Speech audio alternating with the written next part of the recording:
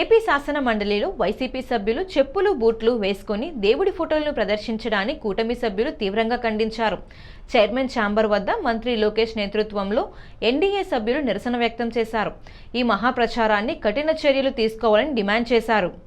మంత్రులు పయ్యావుల కేశవ్, కందుల దుర్గేష్, వంగలపూడి అనిత, నారా లోకేష్, గుమ్మడి సంధ్యారాణి, సవిత, గొట్టిపాటి రవి, నిమ్మల రామానాయుడు, కొల్లు రవీంద్ర కూటమి ఎమ్మెల్సీలు నిరసనలో పాల్గొన్నారు. హిందూ మతాన్ని అవమానించారని చైర్మన్ కు మంత్రులు తెలిపారు. ఇలాంటి చర్యలు చైర్మన్ ఎలా అంగీకరిస్తారని నిలదీశారు.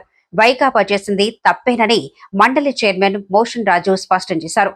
వైకాపా సభ్యులను పిలిచి మాట్లాడతానని చైర్మన్ తెలిపారు.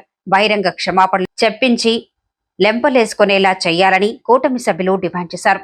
జగన్ డైరెక్షన్లోనే వైకాపా ఎమ్మెల్సీలు స్వామివారిని తీవ్రంగా అవమానించారని పర్యాటక శాఖ మంత్రి కందుల దుర్గేష్ మండిపడ్డారు.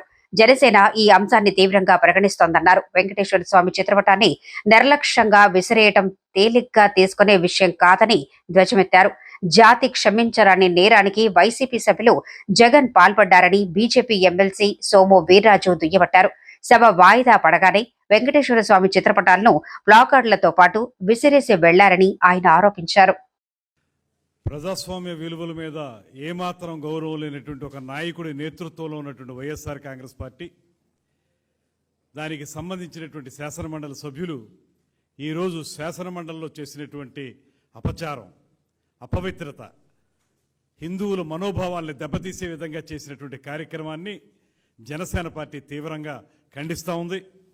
ముఖ్యంగా కలియుగ ప్రత్యక్ష దైవంగా మనం కొలుచుకునేటువంటి వెంకటేశ్వర స్వామి యొక్క చిత్రపటాన్ని పట్టుకుని కాళ్ళకి చెప్పులు వేసుకుని ఆ చిత్రపటాన్ని ఒక ప్లకార్డ్లా వాడుతూ సభలోకి తీసుకురావడం అనేదే చాలా పెద్ద అపచారం.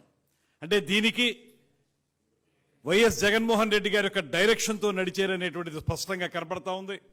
వారందరూ వచ్చి సభలో ప్లకార్డులు ప్రదర్శించినట్లుగా వెంకటేశ్వర స్వామి చిత్రపటాన్ని ప్రదర్శించి ఆ హడావిడి అయిపోయిన తర్వాత తిరిగి వెళుతూ చాలా నిర్లక్ష్యంగా టేబుల్ మీదకి ప్లకార్డులతో పాటు ఆ చిత్రపటాన్ని కూడా విసిరేసినటువంటి సంఘటన కూడా మనం చూస్తాం. అటువంటి దుర్మార్గకరమైనటువంటి విధానాన్ని తీవ్రంగా ఖండిస్తున్నాం.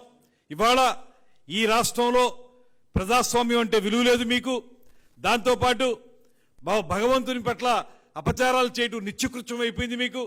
దాంతోపాటు ఇవాళ ఏ రకంగా సమర్థించుకోవడానికి మీరు ఈ రకమైన కార్యక్రమాలు చేస్తా ఉన్నారు.